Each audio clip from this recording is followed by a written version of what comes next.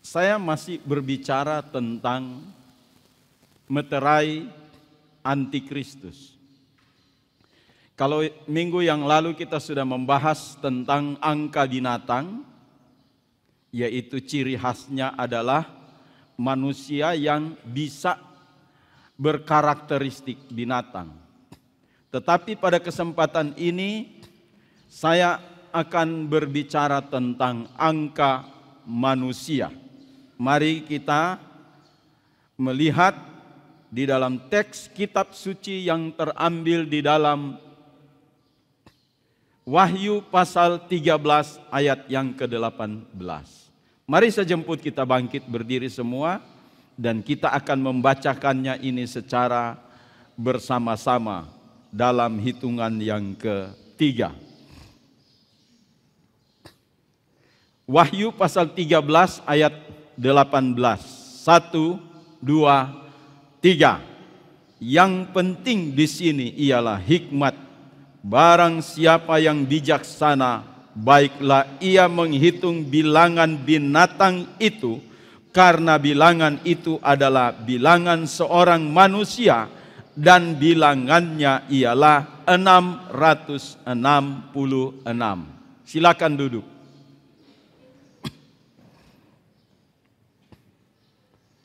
Kalau pada kesempatan ini kita konsen untuk angka 666, maka saya sudah menjelaskan tentang angka 6 yang pertama, yaitu angka binatang. Kenapa? Karena binatang itu di dalam kitab Kejadian pasal 1 diciptakan juga pada hari yang ke-6. Kemudian angka 6 yang kedua adalah angka manusia. Karena manusia itu diciptakan pada hari yang ke-6. Jadi 6 angka binatang, 6 angka manusia, dan ada satu angka 6 lagi yang akan saya bicarakan di bagian khotbah yang ketiga. Tapi hari ini saya akan bicara tentang angka 6 yang kedua. Dan di sini jelas sekali dikatakan, barang siapa yang bijaksana, baiklah ia menghitung bilangan binatang itu, karena bilangan itu adalah bilangan seorang manusia. 26 yang pertama sudah kita mengerti, tetapi saya akan berbicara tentang manusia diciptakan pada hari yang ke-6 itu pada awalnya. Wow, luar biasa. Kejadian pasal 1 ayat 26-27 di situ dikatakan, ya. Wayomer Elohim ayat 26. Naase Adam betsalmenu kitmutenu, yang artinya berfirmanlah Allah, baiklah kita menjadikan manusia itu menurut gambar kita dan rupa kita. Maka ayat yang ke-27, Tuhan Allah menciptakan manusia itu menurut gambarnya diciptakanlah mereka, laki-laki dan perempuan diciptakannya mereka. Jadi kita lihat di sini, manusia itu diciptakan tidak sama dengan binatang. Manusia memiliki kelebihan. Kelebihannya adalah manusia itu diciptakan menurut gambar dan rupa Allah. Kita tidak akan mendapatkan referensi apapun di dalam Alkitab bahwa binatang itu diciptakan menurut gambar dan rupa Allah. Tidak pernah. Nanti cek list ayat per ayat mulai dari ayat pertama sampai dengan ayat 31.000, lebih dari 101 ayat. Saudara tidak akan pernah menemukan dan menjumpai bahwa binatang itu diciptakan menurut gambar dan rupa Allah. Manusia diciptakan spesial. Karena ayat yang ke-28 berkata, ini persiapannya. Manusia dipersiapkan untuk menghasilkan buah karakter yang baik dan kemudian meregenerasi manusia-manusia yang berkarakter baik dan disuruh untuk menguasai seluruh ciptaan yang ada di muka bumi ini. Maka dari itu manusia diciptakan dalam kelas yang lebih tinggi lagi daripada ciptaan yang lainnya. Luar biasa. Inilah manusia yang diciptakan menurut gambar dan rupa Allah. Kalau kita melihat dalam teks Mazmur pasal yang ke-8 ayat 5 dan ayat yang ke-6, di situ jelas siapakah manusia itu, sehingga Tuhan itu mengingatnya, namun engkau telah membuatnya hampir sama seperti Allah dan telah memahkotainya dengan kemuliaan dan hormat. Jadi angka manusia ini adalah angka yang luar biasa, tetapi hampir mencapai dalam kesempurnaannya. Tapi perbedaannya, kalau dibandingkan dengan Allah, angka dari Allah itu adalah 7, sempurna. Tetapi angka manusia itu hampir mencapai kesempurnaan. Itu perbedaannya. Manusia diciptakan dan kemudian diberi hikmat. Binatang tak punya hikmat. Kemudian diberi kreativitas. Binatang tak punya kreativitas. Kemudian diberi kuasa atas ciptaan, mengcover semuanya itu. Itulah manusia. Kemudian manusia punya kelebihan, yaitu cerdas. Kecerdasan. Kecerdasan manusia melampaui semua makhluk lainnya. Ini terlihat dalam, kalau kita bicara sains, ya, ilmu pengetahuan. Kalau kita bicara mengenai seni, kita bicara tentang teknologi, dan kita bicara tentang sistem sosial.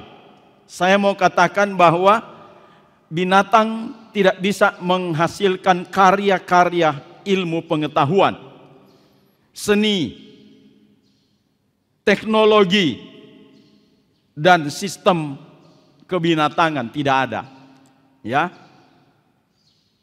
Cuma manusia yang bisa mengatur sistemnya dengan peri kemanusiaan, itu sistem sosial. Tapi kita melihat satu hal yang sangat penting, bahwa manusia yang pertama awalnya itu adalah unggul, kemudian menjadi error ketika jatuh di dalam dosa. Nah, bukan berarti bahwa setelah manusia error, semua konsep ilmu sudah hilang, kreativitas sudah hilang, seni sudah hilang, teknologi sudah hilang, sistem sosialnya sudah hilang. Tidak. Tapi yang rusak di sini adalah akhlak, moral, gambar ilahi. Manusia itu sudah rusak gambar ilahinya, tetapi kecerdasannya masih tetap ada. Ketika terjadi ketidakseimbangan dari satu perjalanan kehidupan manusia, ini memberikan potensi yang besar. Ini potensi negatif, ya. Potensi yang besar karena manusia itu bisa memiliki kecenderungan, walaupun dia makhluk yang cerdas, bisa memiliki kecenderungan ketika moralnya itu turun dan setara dengan binatang, maka inilah yang menjadi masalah besar di dalam kehidupan manusia. Dan antikristus tahu itu. Dia akan menggunakan manusia sebagai alat produktivitasnya untuk melancarkan seluruh keinginan dan kemauannya kepada manusia, termasuk kecerdasan manusia akan digunakan oleh antikristus. Saya berkata di sini bahwa kecerdasan manusia itu tidak salah. Itu natural ciptaan yang dari yang ilahi. Itu tidak salah manusia cerdas karena manusia itu diciptakan hampir sama seperti Allah. Manusia menciptakan teknologi kebaruan itu tidak salah. Manusia menciptakan karya-karya seni yang luar biasa itu tidak salah. Manusia membuat satu teknologi hasilnya bisa menghidupkan jutaan miliaran manusia di muka bumi, ini juga tidak salah. Manusia membuat satu sistem sosial sehingga ada keberaturan, keteraturan di situ, ini tidak salah. Ini adalah sifat-sifat atau kreativitas alami manusia. Itu semua tidak salah.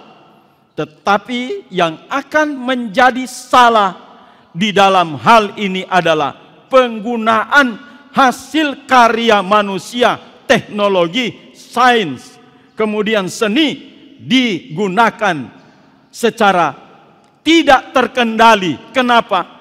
Karena manusia itu memiliki hati binatang. Inilah yang perlu kita waspadai di hari-hari ini, sehingga kita akan melihat bagaimana dunia berjalan menuju kehancurannya karena tak ada sistem kendali yang mumpuni di dalam dunia ini. Maka bagian berikutnya saya sedang berbicara tentang bagaimana nubuatan-nubuatan kitab suci itu menggenapi seluruh kebenaran di dalam kitab suci itu, di dalam semua yang kita lihat di depan mata kita pada kesempatan ini. Nah, saya ingin kita maju dari pembacaan ayat kita yang ke-18 tadi. Saya ingin kita memperhatikan di situ, kita maju dalam pembacaan, yaitu ayat 15 sampai dengan ayat yang ke-17. Mari kita lihat bersama-sama, ya. Ayat 15 sampai dengan ayat yang ke-17. Dan kepadanya diberikan kuasa untuk memberikannya nyawa kepada patung binatang itu, sehingga patung binatang itu berbicara juga dan bertindak begitu rupa sehingga semua orang yang tidak menyembah patung binatang itu dibunuh. 16. Dan ia menyebabkan sehingga kepada semua orang kecil atau besar, kaya atau miskin, merdeka atau hamba, diberi tanda pada tangan kanannya atau pada dahinya. 17. Dan tidak seorang pun dapat membeli atau menjual selain daripada mereka yang memakai tanda itu, yaitu nama binatang itu atau bilangan namanya. Saya cuma menyentil sedikit ayat ini atau teks ini. Nanti saya akan menjelaskan secara detail pada khotbah berikutnya, karena saya akan banyak berkonsentrasi tentang angka manusia pada kesempatan ini. Tetapi kenapa ayat ini dimunculkan? Karena di situ ada berbicara tentang patung. Kita akan melihat progresif atau perkembangan dari nubuatan para nabi. Saya mulai dari kitab Daniel. Kenapa, saudara-saudari sekalian?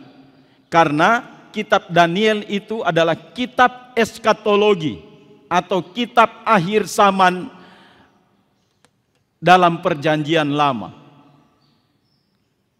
Kalau kita sandingkan Daniel, maka di dalam kitab perjanjian baru, persandingan kitab eskatologi Daniel itu adalah kitab wahyu di dalam perjanjian baru.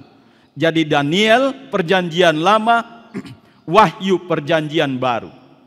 Dan kalau saudara-saudari membaca dua kitab ini, maka itu akan memiliki kemiripan-kemiripan di dalam nubuatan-nubuatannya tentang akhir zaman. Saya menuju kepada Daniel pasal yang ketiga. Di situ ada tokoh Sadrak, Mesak, dan Abednego yang dalam peristiwa patung Nebukadnezar, di mana Nebukadnezar membuat patung yang tinggi, kemudian seluruh masyarakat Babilonia harus menyembah patung itu. Ini ada kaitannya dengan Wahyu pasal 13 ayat 15 sampai 17 tadi. Dan ini adalah gambaran manusia akhir zaman. Ada manusia yang menyembah patung dan ada manusia yang menolak untuk menyembah patung. Kita mau pilih yang mana? Mau menyembah patung atau seperti Sadrak, Mesak, dan Abednego? Kalau dulu itu patung di masa kitab Daniel membisu, dia cuma berdiri, kemudian tidak berkomentar apapun juga, berdiri tegap, tidak bergerak, tapi disembah oleh banyak orang. Tetapi patung di dalam kitab Wahyu, di situ dikatakan patung yang berbicara. Sudah progres. Masih kita melihat di situ istilah patung diberikan kemampuan untuk berbicara. Sekarang apakah nubuatan ini digenapi?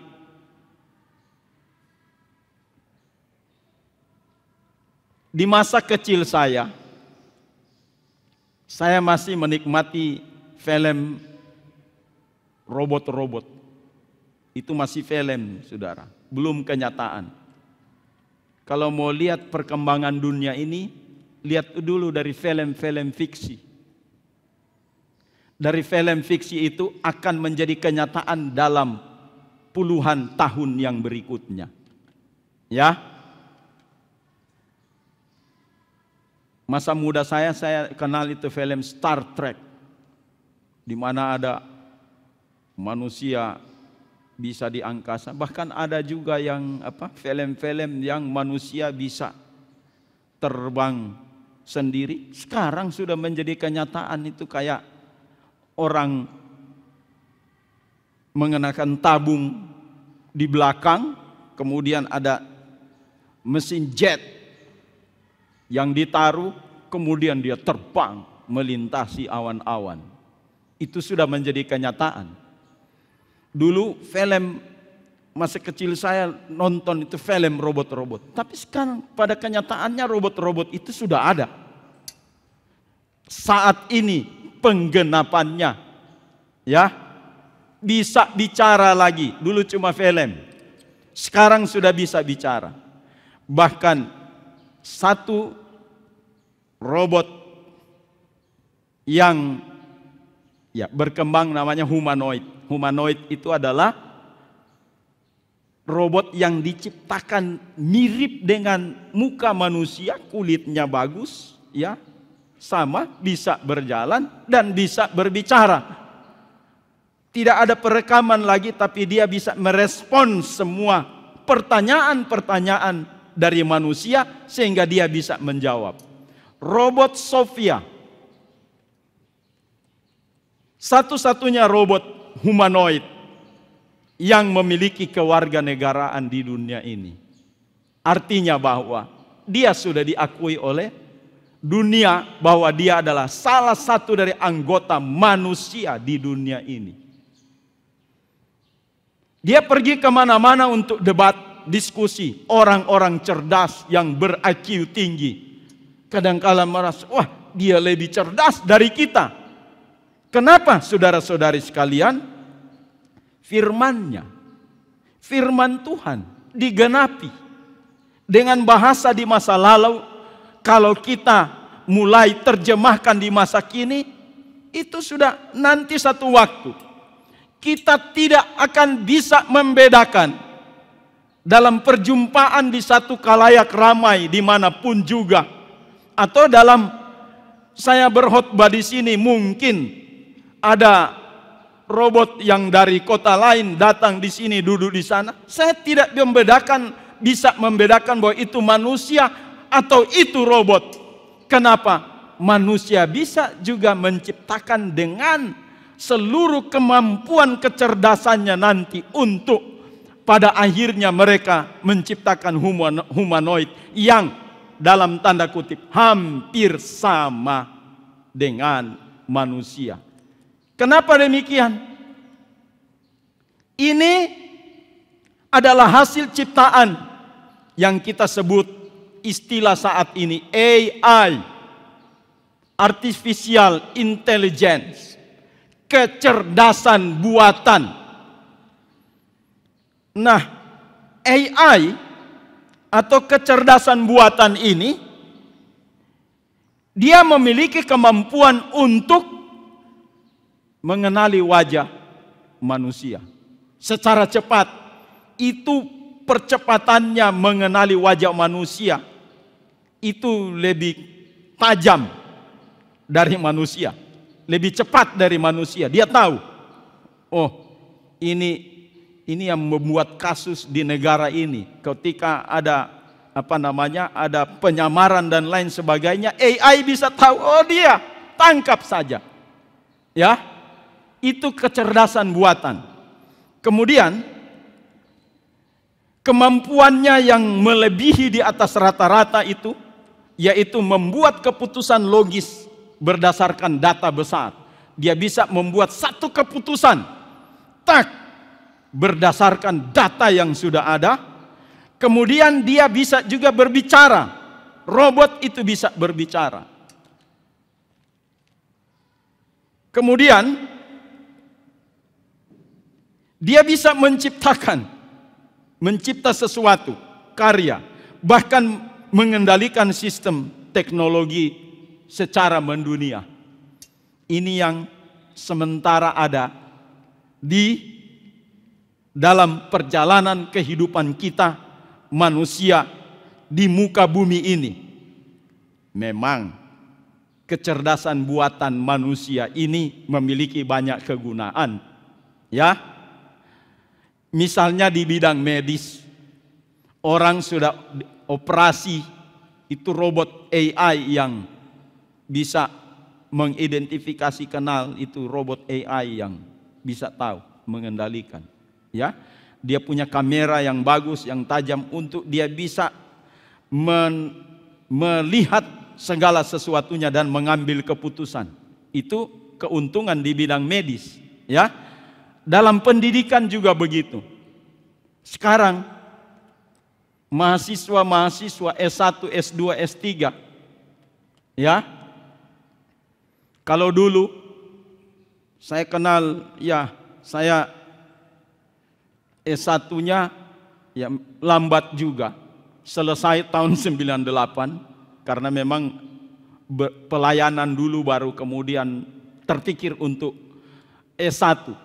Dulu minta ampun, saudara-saudari sekalian, mau bikin skripsi itu, ya, cari perpustakaan yang lengkap. Saya di Sulawesi Tengah ini karena memang saya ambil topik yang literaturnya agak kurang, saya ke Jakarta, saudara. Cari itu buku-buku, referensi. Melanglang buana saya cari kemana-mana sampai dapat dengan jumlah yang sudah bisa memenuhi syarat ditentukan, sekian banyak buku referensi. Apalagi S2, kemana-mana cari buku. Sekarang kepustakaannya no problem, ya. Buka saja aplikasi Google Scholar, muncul semua itu referensi-referensi atau aplikasi yang lainnya. Ini adalah pekerjaan artificial intelligence untuk menganalisis data. Ya, kadangkala kita agak sulit membedakan mana plagiasi dan mana memang kita bekerja dengan dibantu oleh AI. Karena secanggihnya ini menganalisis data, kita sudah bikin dia punya kerangka saja, terus kita minta bantuan artificial intelligence, tolong dianalisis ini kerangka-kerangka berpikir saya. Begitu diminta AI, langsung dia dalam hitungan beberapa detik langsung keluar semua analisa-analisa itu. Dan kemudian dia tawarkan lagi, mau saya buatkan statistiknya? Iya, coba. Wah, dia buat statistiknya, saudara-saudara sekalian. Orang sekarang bikin skripsi bisa 1 hari, 2 hari, paling tidak 1 minggu, atau tesis atau disertasi. Karena bantuan di dalam ilmu pendidikan ini yang saya nanti berpikir jangan-jangan kita sudah terbiasa dengan artificial intelligence ini, dia sudah melambung tinggi, kita sendiri yang dongkol otak kita karena terlalu banyak, ya. Apalagi kalau itu AI kita jadikan joki, itu bisa berbahaya. Kalau masih kita jadikan asisten, barangkali bisa kita menyuruh dia untuk begini-begini. Untuk percepatan, saudara-saudari sekalian. Itu di bidang pendidikan, di bidang militer. Tidak perlu lagi manusia yang pergi bertempur. Ya, robot yang pergi ke sana. Bertempur, tembak. Atau dalam semua sistem yang canggih di dunia kemiliteran. Bisnis begitu pun juga. Sehingga jangan heran kalau toko-toko, mal-mal, swalayan-swalayan itu lumpuh semuanya karena dibanting oleh AI. Ya, orang cuma pesan tak, langsung besoknya sudah datang. Ini adalah kemudahan-kemudahan di dunia bisnis dan lain-lain sebagainya. Namun saya akan memberikan beberapa pertimbangan. Artificial intelligence yang dinubuatkan di dalam kitab Wahyu pasal 13 ini nubuatannya sudah ada. Dan kenyataan masa kini sudah kita lihat di depan mata kita, dan itu akan lebih disempurnakan lagi, saudara-saudara sekalian, dengan artificial intelligence. Ini adalah buah dari kecerdasan manusia dan mencerminkan potensi untuk menggantikan bahkan akan nantinya bisa mengontrol manusia. Ini keadaan di depan mata kita. Sehingga kalau kita melihat ada beberapa bahaya-bahaya yang diprediksi. Tadi keuntungannya, sekarang bahayanya. Yang pertama adalah penggunaan AI dalam pengawasan massal. Jadi AI sudah merupakan sistem yang bisa mengontrol semua manusia di dunia ini. Dan itu diuji coba sekarang itu di negara Tiongkok.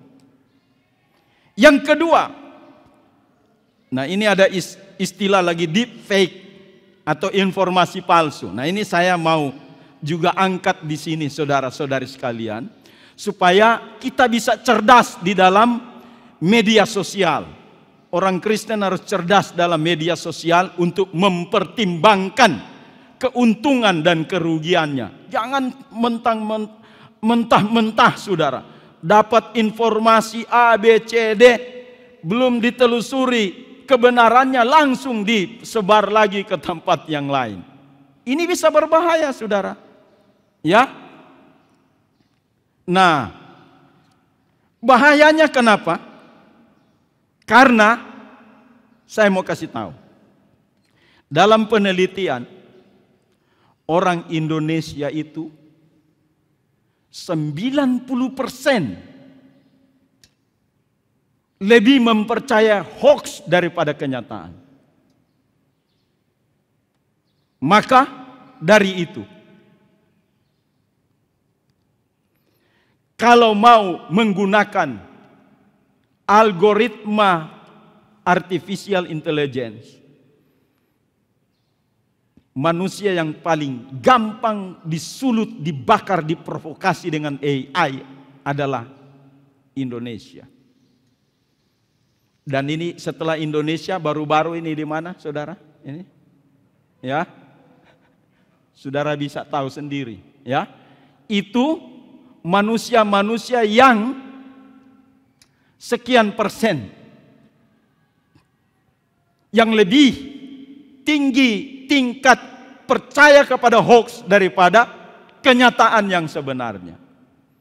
Algoritma itu adalah serangkaian instruksi atau langkah-langkah sistematis yang digunakan untuk menyelesaikan masalah. Tapi belum sampai di situ saudara, ya.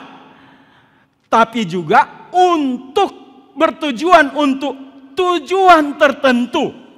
Kalau kita bicara mengenai tujuan tertentu, itu bisa saja positif atau bisa saja negatif.